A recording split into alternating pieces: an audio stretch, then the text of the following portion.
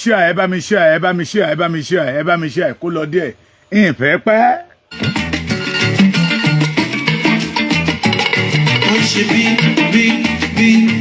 Mo kí àwọn bàbá mi àtàwọn ìyá mi l'Amẹ́ríkà.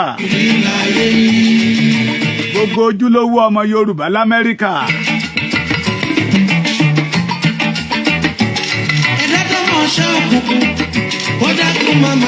Gbogbo àwọn tí ò fẹ́ kí ìran Yorùbá ó parun l'Amẹ́ríkà. Gbogbo àwọn tó ń làkàkà pé kí abiyamọ mọ̀ fojú ojú sunkún ọmọ mọ́ l'Amẹ́ríkà.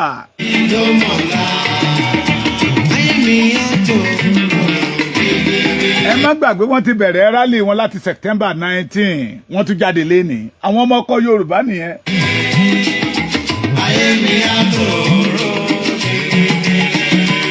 Ojú òní tì yín, ìbànújẹ́ ayé òní wọlé kàn yín.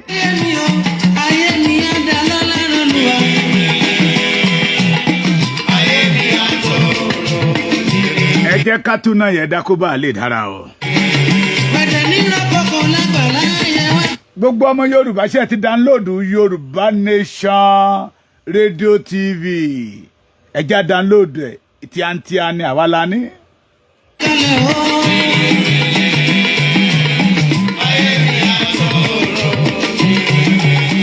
Ẹ káàbọ̀ sórí ètò èmi ọmọ yín bàbá Èkìtì. Àlàáfíà kọ́ mo bá yín bí ara lè àbí òle. Èmi mọ̀ pé ara yóò lè lórúkọ Ọlọ́run àwọn ọmọ ogun. Ní fojú sunkún ọmọ. Mo kí gbogbo ọmọ Yorùbá pátápátá lórí ọ̀rọ̀ Mohbad. Àní rírú ẹ̀ mọ́. Bàbá mi Saliu Saidi Oyede, you are welcome. Mo ti máa ń sọ tipẹ́tipẹ́ tí gbogbo ọmọ Yorùbá wípé igi tá a bẹ́ lórí igi tá a bẹ́ lórí tó bá gbóòórùn omi yóò padà sọ. Ó wà nínú Bíbélì bẹ́ẹ̀ náà. Làwọn bàbá wa fi ń sọ wípé tá a bá fẹ́ pagi lóko tó bá rí pé igi yóò dí ọ lọ́wọ́ kò ní jẹ́ kó ráyè mú un tó dára jáde. Àwọn bàbá wa máa ń fa igi tú tí gbogbo ní wọ́n á wú tí gbogbo. Àgbẹ̀ tó lọ sóko tó dáko ní tó ń fọwọ́ ra èpò lórí èpò nínú àlìkámà. Ẹ mọ̀ pé ó rọrùn fún èpò láti fún àlìkámà pa. Ó rọrùn fún èpò láti fún àlìkámà pa tẹ́ bá filẹ̀ tó bá bẹ̀rẹ̀ sí ń dàgbà. Mohbad kúlẹ̀ ní gbogbo wa là ń pariwo ọmọ 27 years ògo Yorùbá ni ògo Èkìtì ni. Kí ló fa ikú Mohbad? Àwọn Naira Marley ni àwọn Marley ni ẹ má jẹ́ àtàrà wa jẹ. Mo ti sọ fún yín tipẹ́tipẹ́ ẹ lọ wo ìbẹ̀rẹ̀ Nàìjíríà. Ẹ lọ wo àkọsẹ̀jáyé Nàìjíríà. Ẹ lọ wo ohun tó ń pè ní orísun Nàìjíríà pé a gbé Nàìjíríà kalẹ̀ láti máa fún ọmọ Yorùbá lọ́rùn pa ni. A gbé Nàìjíríà kalẹ̀ kí ìran Yorùbá má bàa ní ọjọ́ ọ̀la tó dára ni. A gbé Nàìjíríà kalẹ̀ kí ìran Yorùbá má bàa rí ògo wọn lò ní. Ọ̀pọ̀lọpọ̀ ní irọ́ ni mò ń pa. Tẹ́bá máa mú ọmọ Yorùbá tẹ́bá ti rí pé ó ń dìde bọ̀ eléyìí náà tó máa gba alàmìlaka Yorùbá ẹgbẹ́ náà máa rán sí láti fún pa. Ẹja lọ báyìí Ọlọ́run jogún ìmọ̀ ìwé ọgbọ́n òye fún ìran Yorùbá. Tẹ́bá ń dárúkọ àwọn pòfẹ́sọ̀ lórílẹ̀‐èdè Nàìjíríà yìí Yorùbá lọ rẹ́rẹ́rẹ́rẹ́rẹ́ kì í ṣe àwọn pòfẹ́sọ̀ na dash the dash mi o àkàwé wọ̀ tó dẹ̀ nítumọ̀ ní àgbáyé tó nítumọ̀ ní àgbáyé. If you are talking about doctor wọ́n sọ̀rọ̀ nípa bàbá doctor kan ọmọ Yorùbá náà ni tó bá jẹ́ pé ilẹ̀ Nàìjíríà ló wà kò ní rí ògo yẹn lò. Doctor tán ló ó yọ ọmọ kúrò nínú ìyá ẹ̀ ó ṣe operation yẹn ó dá padà wọ́n tún padà bí ọmọ yẹn nígbà tó ṣù mẹ́sàn pé tó bá jẹ́ Nàìjíríà ló wà kò ní rí lò. Go to the music industry. Àwọn wo ló dominate ibẹ̀? The Yorubas. Àwọn tó dẹ̀ ń bá wa fa inú wọn ò dùn sí. Nígbà tí lórí di Ọbásanjọ́ kọ́básanjọ́ tó dé ní 1999, àìmọye ilé ìfowópamọ́ tó jẹ́ pé ọmọ Yorùbá lónìí. Ẹ lọ ṣẹ́ẹ̀kì rẹ́kọ̀d. Ọ̀sẹ̀ nígbà tí mo jókòó tí mo kàn wá ń wo gbogbo ẹ̀ ni mo wá ń wò pé kí ni Yorùbá rà lọ́wọ́ wọn. Ilé ìfowópamọ́ tí Yorùbá ní tó pọ̀ rẹpẹtẹ nígbà tó bá sọjọ́ débẹ̀ ẹ̀ẹ̀mẹyẹ báǹkì tó bá sọjọ́ gbẹ́sẹ̀ lé tó lé wọn dànù ọmọ Yorùbá ló pọ̀ jù ń bẹ̀. À ń sọ fún yín wípé ìran Yorùbá ò fẹ́ kí ọmọ Yorùbá ó ní ọjọ́ ọ̀la. Ìran Nàìjíríà ò fẹ́ kí ọjọ́ ọ̀la Yorùbá ó tòrò bí omi àfòwúrọ̀ tó pọ́n. Ìran Nàìjíríà ò ro rere bó ti wù ó kéré mọ́ kí Yorùbá ó ṣe. Torí pé wọ́n rí pé bó ṣe ń fún Yorùbá pa bẹ́ẹ̀ náà ni ẹ̀ ń dìde nínú ògo yẹ. Ẹ rí pé tẹ́ bá wo orin Mohbad yẹ ikú tó pa bí ọ̀sẹ̀ tó kọjá ni kì í ṣe pé ikú yẹn ṣe ń le. Gbogbo orin tọ́mọ yẹn ń kọ nígbà tó bẹ̀rẹ̀ sí ń play orin ọmọ yẹn tí mo wá ń gbọ́. Ọmọ yẹn ti ń pòun rere ikú yẹn òun gan ti ń rí ikú yẹn pé ikú yẹn ń bọ̀. Tó bá jẹ́ pé a wà lórílẹ̀-èdè tó ní láárí tó káràmásìkí ọ̀dọ́, tó bá jẹ́ pé a wà nínú system tó wuyì, the system that defend every one of us, ṣe rò pé Mohbad máa kú ni?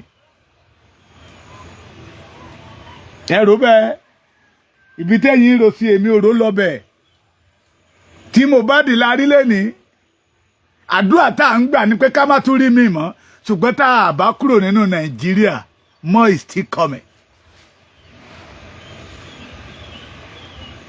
Tá a bá sì wà nínú Nàìjíríà ò ro rere fún ọjọ́ ọ̀la Yorùbá because wọ́n wá ń wò ó bàbá yẹn sọ fún mi pé ní àwùjọ wọn máa wò ó pé wọ́n máa sọ̀rọ̀ pé ṣebí na this country we dey together which place you dey get the knowledge. Bàbá yẹn lóun wọ́n máa sọ fún mi pé na God gift ó ń bí wọn nínú fún fíìmù industry ní kọ́ńtì tàwa ta ló start the Yorùbás. Ẹ wá wo gbogbo ohun tó bá ti jẹ́ pé ọmọ Yorùbá ló bẹ̀rẹ̀ wọn á mọ ọ̀nà bó ṣe máa fopá tàbí tó máa gbà lọ́wọ́ ọmọ Yorùbá náà wá. Ẹ̀yin abiyamọ ni mo bẹ̀ àtẹ̀yin ọ̀dọ́ ẹ káre rálì tẹ́ ṣe lánàá ní Adó Èkìtì ẹ ṣe lákùrẹ́ náà ẹ máa káre o. Inú mi dùn sí yín ṣùgbọ́n nǹkan ni solution. I love it. Ó dùn mọ́ mi. Yorùbá wípé pátápátá là ń fọ́jú kùmọ̀kùmọ̀ là ń dẹ̀tẹ̀ ojú ẹ̀fọ́ tẹ ìjà ní mú wá ogun ní mú wá. Ẹ ṣe jẹ́ àwa solution tí rẹ̀ òfin ní ṣẹlẹ̀ mọ́. Bí Nàìjíríà ṣe ń pọ̀ ọmọdé ní pàgbà ní pọ̀bìnrin ní pọ̀kùnrin, the Nigeria system ló ń pa ọmọ Yorùbá lójoojúmọ́. Ẹ wá wo ọmọ yẹn kó wá dàgbà tó ti bẹ̀rẹ̀ tó ti ń kọrin before kó tó pé 27 tó kú yẹ tó bá wá dàgbà tó bá wá lọ bẹ́ẹ̀ ẹ mọ̀ pé ògo ọjọ́ ọ̀la ni ògo ọjọ́ ọ̀la ilẹ̀ Yorùbá ló rẹ̀ dànù yẹn.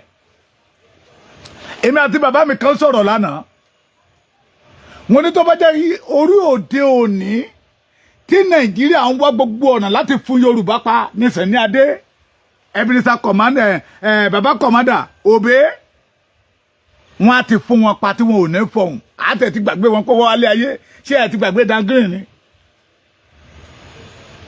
Sani ti bẹ̀rẹ̀ kárí àti 1960s mo wá sọ fún bàbá yẹn lónìí mo ní today Sani sì ń ṣàì ní ìgboro ayé. Pátápátá là ń fọ́jú kùmọ̀kùmọ̀ là ń dẹ̀tẹ̀ ojú àfọ́ ìfọ́tán wọ́n ní ìjà ní mú wà tí a bá fẹ́ kí ògo mi ò tún rẹ̀ dànù nínú Yorùbá wa yìí ẹjá pàkì ẹrù wa ẹ̀yin ọ̀dọ́ ilẹ̀ Yorùbá. Say no to Nigeria. I'm telling you. Rally tẹ́ ṣe yẹ lẹ́yìn ẹ̀. Tẹ́ bá gbọ́ pé ọlọ́pàá àrẹ́sì àwọn kan. Wọ́n tì wọ́n mọ́lé ibẹ̀ lẹ́jọ́ yẹn máa lọ. Ibẹ̀ ló máa jẹ́ra sí. Ṣé ẹ ti gbàgbé Délégí wá ni? Akọ̀wé kọ wúrà. Ògo Yorùbá lójijì náà jẹ́ kó rẹ̀ dànù. Ẹ ti gbàgbé bàbá Bọ́lá Ìgè, the Attorney General of Federation. Till today, Nigeria ò rẹ́ni tó pa. Because Nigeria did not want Yoruba to succeed. That number one, the giant of Africa, they know that giant of Africa tán pé Nigeria, Yoruba lónìí. They don't want Nigeria to continue like that.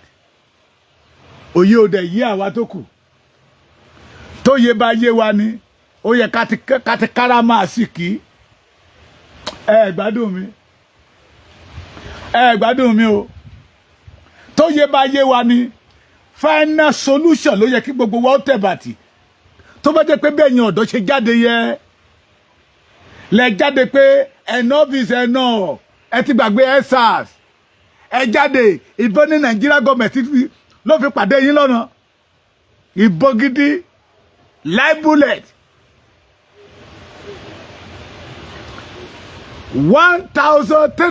1,300 ní Nigeria government pa lóru ọjọ́ kan November 2020.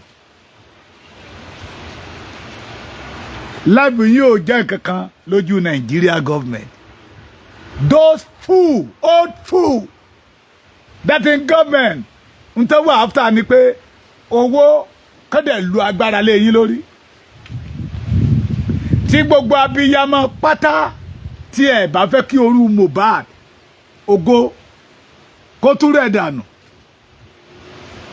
nílẹ̀ Yorùbá mọ́, we must get out for this country.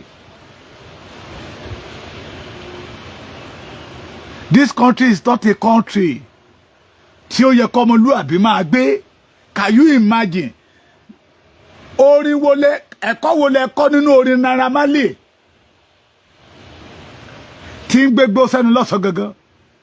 Àbí bẹ́ẹ̀ kọ́? Nígbà tí NDLA ẹni tó jẹ́ pé igbó say no to drug tó mu igbó yẹ àtúgbé fídíò tí àtúmú ojú àtúpọ́n àìmọye àwọn ọmọ tẹ́lọ̀ ti mu gbó yó lọ́dọ̀ tí torí wọ́n ti dàrú àwọn ogun ọjọ́ ọ̀la. Ìgbà tí NDLA máa wá ambassador wọ́n lọ pé Naira Marley wá ẹni tó mu gbó ṣe country nìyẹn. Don't let us deceive ourselves. Ṣé rí ó ti pẹ́ tí mo ti máa tẹnu mọ́. Ẹ̀yin bàbá mi àtẹ̀yin ìyá mi ẹjá jọ ṣàṣàrò lórí ẹ̀. Àkọsẹ̀jáyé Yorùbá ò bá Nàìjíríà lára mu. Àkọsẹ̀jáyé Yorùbá ó lòdì sí ìṣẹ̀dá Nàìjíríà. Àkọsẹ̀jáyé wa ó tako tó pè ní Nàìjíríà. Ó lẹ́fìrí. Tẹ́yin bàbá yìí àtẹ̀yin ìyá yìí àtẹ̀yin ọ̀dọ́ tẹ́ ẹ̀ bá jájọ gbégbèsè ká gba orílẹ̀-èdè wa. Ká gba orílẹ̀-èdè wa ká wà ní òmìnira. Ká wà ní independent. Níbi tí ètò ti máa wà. Tí òfin ti máa wà. Tí ò ní sí wípé lágbájá torí pé mo lówó ojú lágbájá lọ tí n bá pa àpagbé ni. Torí pé mo mọ̀ ìyànjú lágbájá lọ tí n bá pa àpagbé ni. Can you imagine? Mo rí fídíò níbi tí Naira Marley àti Sanwó-Olú kí ni ìpàdé kíní kan pẹ̀lú Asínwín.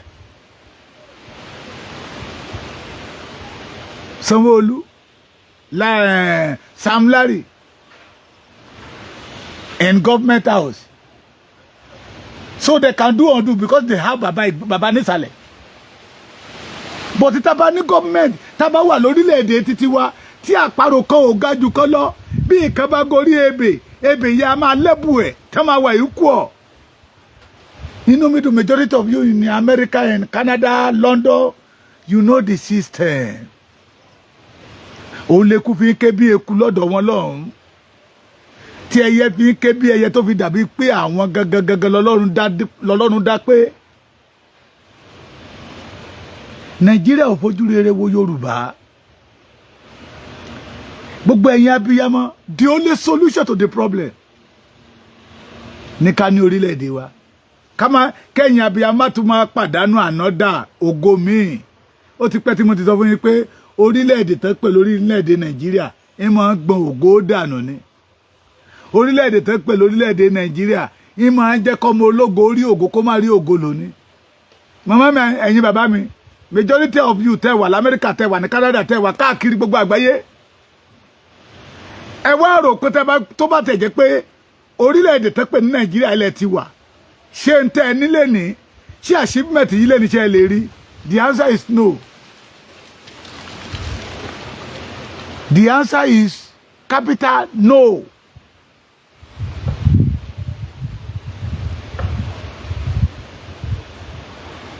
Bẹ́ẹ̀ tẹ kándù jù bẹ́ẹ̀ lọ. Mohbad ti lọ o. Ohun tí ò ní jẹ́ kí ògo mi ò tún rẹ̀ dànù nílẹ̀ Yorùbá ní kẹ́ jẹ́ kí gbogbo wa nísinsìnyí kájọ pinnu ẹ̀. Enough is enough. Orílẹ̀-èdè tí àwọn ìjọba gan ní rán àwọn ọmọ burúkú yìí níṣẹ́ káàkiri. Ẹni bá pa àpagbé ni o. Nàìjíríà, ìlú ẹlẹ́kún. Nàìjíríà, ìlú tí ń pa abiyamọ lẹ́kún ni. Nàìjíríà, ìlú ẹ̀tẹ̀jẹni tí ò fẹ́ ọ̀dọ́. Majority àwọn tó ń dà wá láàmú yìí, they started their life at age of 24 years. Wọ́n wá fẹ́ kí ènìyàn kankan ó bẹ̀rẹ̀ lẹ́ni mọ́. Ìgbé ayé táwọn gbé ní ìrọ̀rùn, wọ́n fẹ́ kẹ́nikẹ́ni ó gbé ní ìrọ̀rùn mọ́. Yorùbá, adáwa togotogo. Ọlọ́run kò sí nínú àjẹ́ndà Olódùmarè pé kí abiyamọ fojú sunkún ọmọ. Kò sí nínú àjẹ́ndà Olódùmarè wípé kí ọmọ ológo kó rẹ̀ dànù lọ́sàn gangan.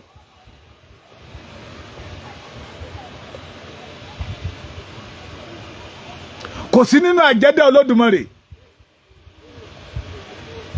wípé kí ògo dé ẹ̀mí pé. But àjẹ́ndà tí Nàìjíríà ní fún gbogbo ọmọ Yorùbá nìyẹn. Àjẹ́ndà tí Nàìjíríà ní fún ọmọ Yorùbá nìyẹn. La fi ń pariwo ẹja máa lọ. In 1952 to 1963 it's not like this. Ẹ má gbàgbé o. Èmi ò tí ì dé ńgbà yẹn o. Abá àrọ́bá ẹ̀ ńlẹ̀ ni wọ́n rọ fún wa ní ìtàn. A dẹ̀ tún kà nínú ìwé. Kò rí báyìí ńgbà yẹn. Kò rí báyìí o. Yorùbá ń jayé ọlọ́ba ńgbà yẹn. Ọkàn Yorùbá balẹ̀. Yorùbá rí ògolo. Yorùbá become number one in Africa to today. Ìtẹ̀yẹ ò lè parẹ́, kò sí tẹ́lẹ̀ ṣe sí. The first radio station. Ṣé ẹ jẹ́ kí ṣọ́ọ̀kì yín? Ṣé ẹ mọ̀ pé radio station tí bàbá Awólọ́wọ̀ dálẹ̀ ńgbà yẹn kì í ṣe FM? Radio station yẹn àwọn Fúlàní ti gbà lọ́wọ́ wa lénìí. Ẹ ṣé bàbá mi.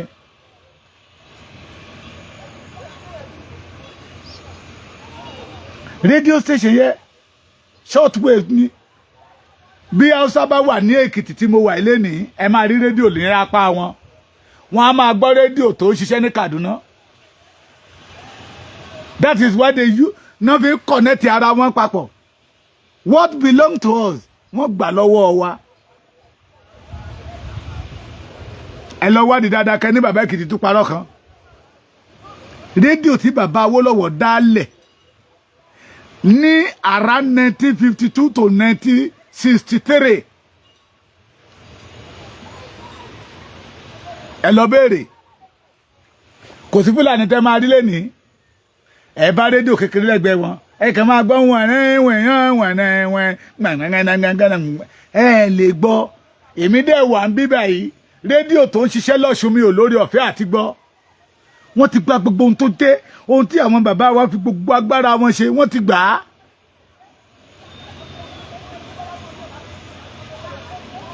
Ọmọ Yorùbá ẹ jí. Ẹ̀yin bàbá wa ẹ jí. Gbogbo ẹ̀yin bàbá wa tẹ́ sì ń ṣe wọ Nàìjíríà ọmọ mi wà l'Amẹ́ríkà ọmọ mi wà ní Canada ètí ìbínú Ọlọ́run bá dé ẹ ní fojú sunkún ọmọ o ìṣépè fún yín o ẹni bá wà ní ipò láti ran ìran rẹ̀ lọ́wọ́ tó kọ̀ tó lóun ò ní ràn wọ́n lọ́wọ́ nígbà tí ìbínú Ọlọ́run bá dé ọ̀rọ̀ yẹn dàbí etu àti kìnìún ni tí ó rí etu lójú ọdẹ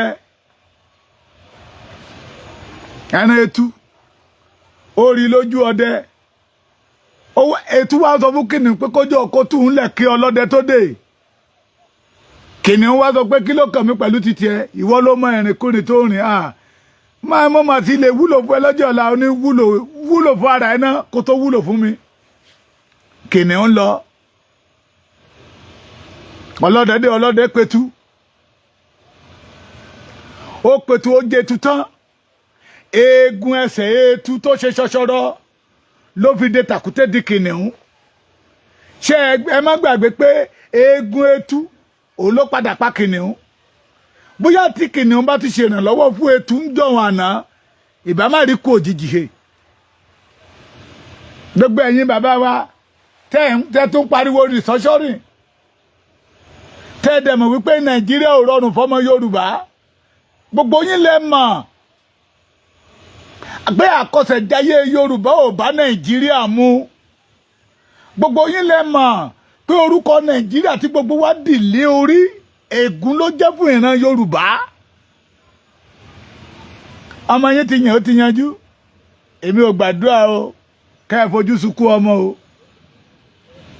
ṣùgbọ́n tẹni tó dé la mọ̀ o àmọ́ tẹni tó ń bọ̀ ṣèbí ti bá fámìlì Mohbad lárí lẹ́nìí tala túmọ̀ tọ́tún dáná títí ẹ̀ lọ́wọ́ tala túmọ̀ ìjábára wa sọ̀rọ̀ tala túmọ̀ tọ́tún dáná títí ẹ̀ lọ́wọ́ a ní Nàìjíríà ìṣẹ̀lẹ̀ wa Nàìjíríà ìṣẹ̀lẹ̀ wa ẹ jẹ́ padà síbi tí ilé wa wà níbi tí ìsinmi wa wà ẹ̀yin ọ̀dọ́ ilẹ̀ Yorùbá ọ̀rọ̀ yín dàbí à ń gbòrò mọ́dìyẹ lọ́wọ́ ọkú ó ní wọn jẹ́ kó ń rọ̀nà àtẹ̀lọ́jẹ̀ àgbòrò mọ́dìyẹ lọ́wọ́ ọkú ni ó ní wọn jẹ́ kó ń rọ̀nà àtẹ̀lọ́jẹ̀ bẹ́ẹ̀ bá kàwé òótọ́ náà ní Nàìjíríà kò síṣẹ́ ìná padà sí láti la máa jẹ́ olóṣó àbí yahoo boy tí ìrìn àjò yẹ Ọlọ́run ti pín ohun tí ọmọ yẹn máa fi jẹ́ èèyàn láyé Ọlọ́run ti gbìn sí lára Ọlọ́run ti gbìn sí lára bẹ́ẹ̀ ló ṣe gbìn sí oníkálukú wa lára ṣùgbọ́n Nàìjíríà ló ń pàrà mọ́ gbogbo ọmọ Yorùbá nú Nàìjíríà ló ń pààrà mọ́ ọmọ Yorùbá nú olẹ́bí rí ọmọ Yorùbá tó bá lórí ọ̀fẹ́ tó tàtàkù sí Kútọ́nù dé Ghana mi ti sọ̀rọ̀ o Europe o mi ti sọ̀rọ̀ America o tó tàtàkù tó lórí ọ̀fẹ́ tó cross border sí Togo Benin Republic Ghana dovide Burkina Faso a wá dàbí wípé ó ṣe ọmọ tá a ṣe bí ni tí àyè wa ń gbà tọ́nà wa ń là fún torí pé ó ti kúrò nínú ìgbèkùn ilẹ̀ wa ń ṣàìsàn Yorùbá ilẹ̀ wa ń ṣàìsàn oògùn wo la fẹ́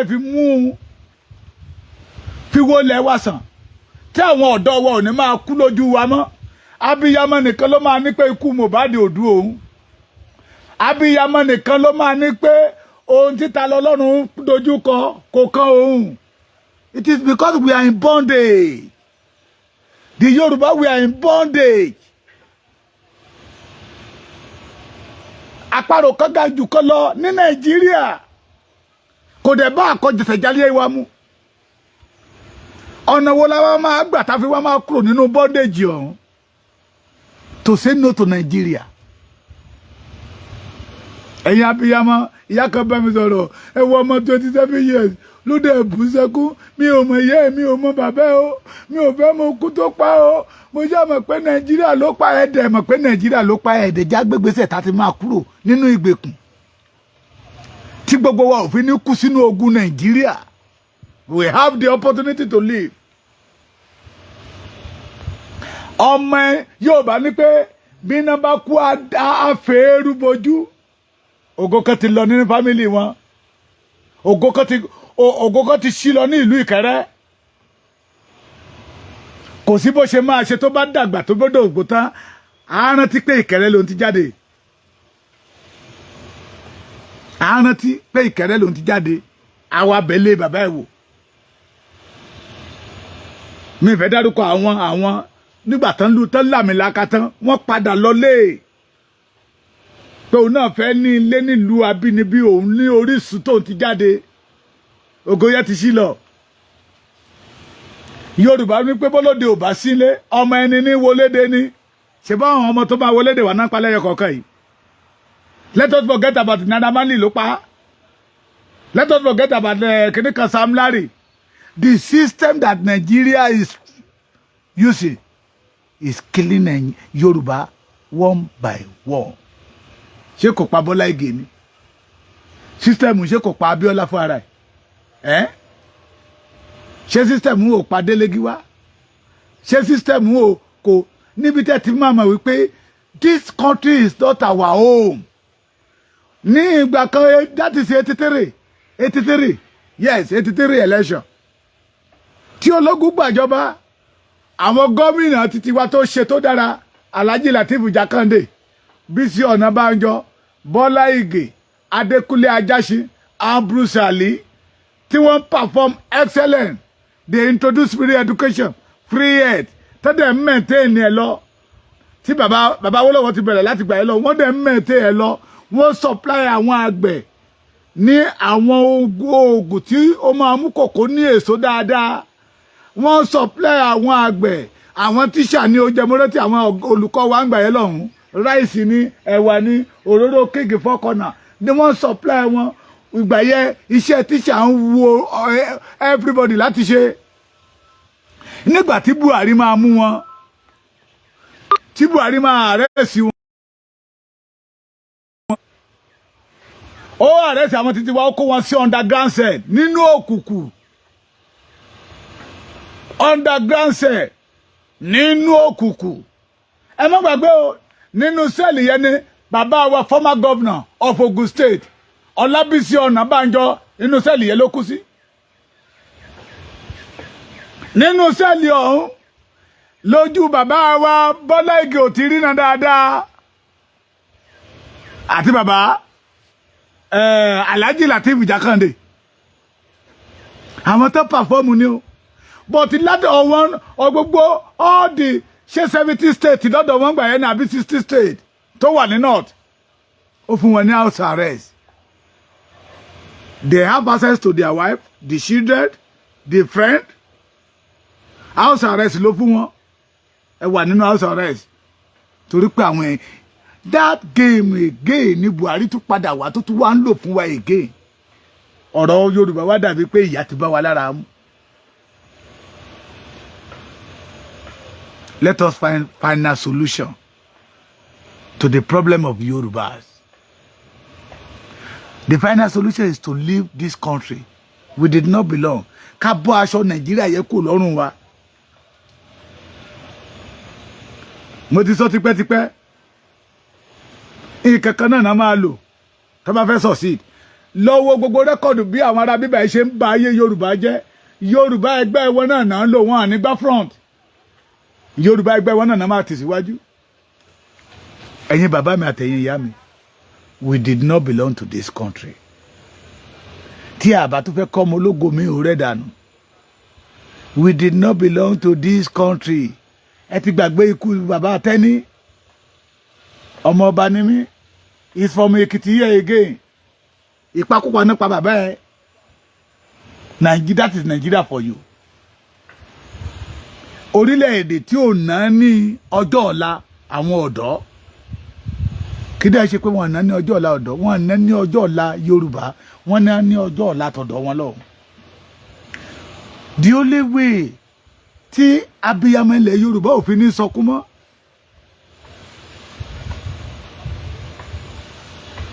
The only way tí abiyamọ ilẹ̀ Yorùbá ò fi ní sọkún mọ́. tí wọn ò fi ní wọn máa gbókù ọmọ wa bá wa ń lé mọ́.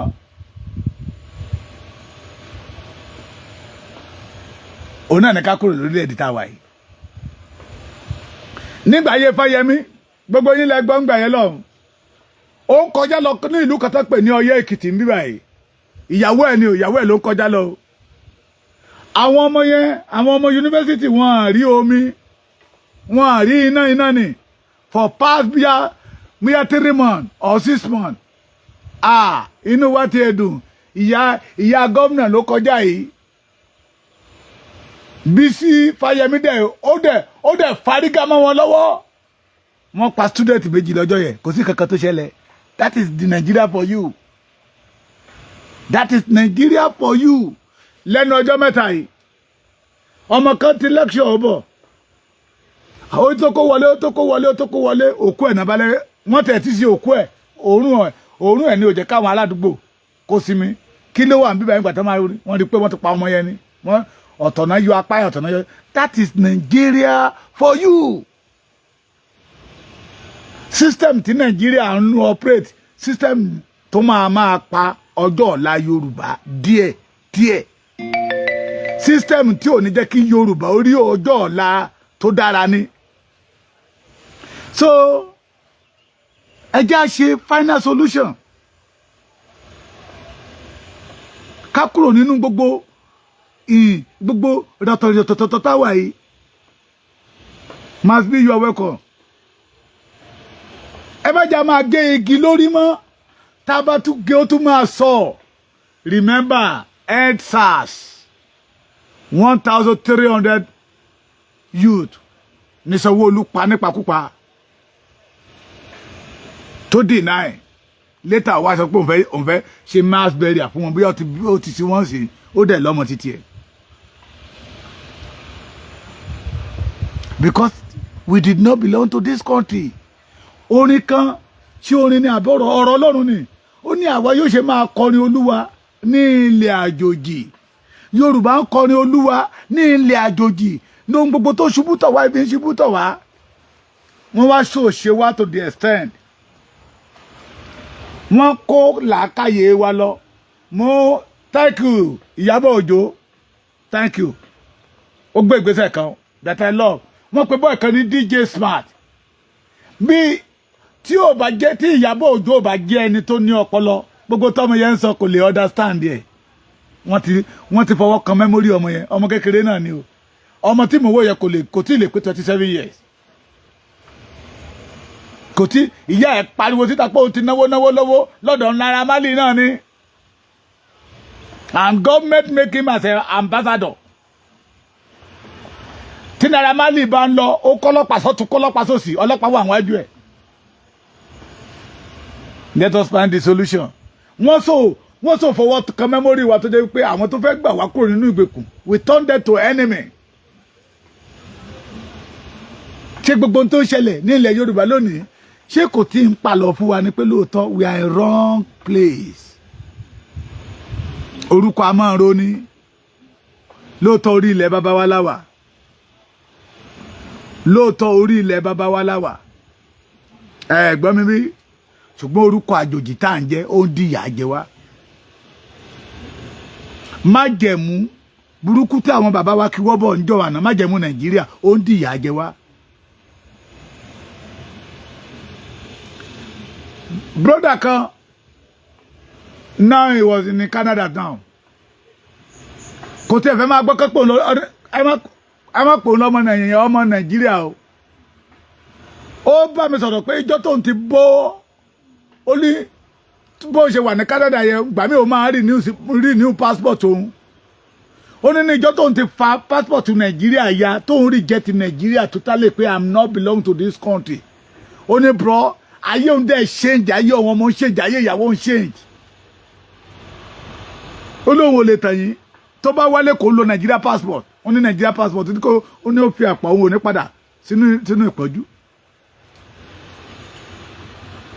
Nigeria is not our place. Ọlọ́run tó ṣẹ̀dá wa ò ṣẹ̀dá wa gẹ́gẹ́ bí Nigeria. Torí Nigeria fẹ́ kí abiyamọ máa fojú sunkún ọmọ. Nàìjíríà ń fẹ́ kí abiyamọ kó ṣẹ́ ẹ̀gúsí kó má jọbẹ̀ ẹ̀gúsí. Nàìjíríà ń fẹ́ kí abiyamọ fọwọ́ ṣòwò kó má jèrè ẹ̀. Nàìjíríà ń fẹ́ kí ìran Yorùbá máa ṣòwò àṣedànù lórí ọmọ ni. Ṣé kò rí bẹ́ẹ̀ náà ni? Nígbà tí Yorùbá ń jẹ́ Yorùbá,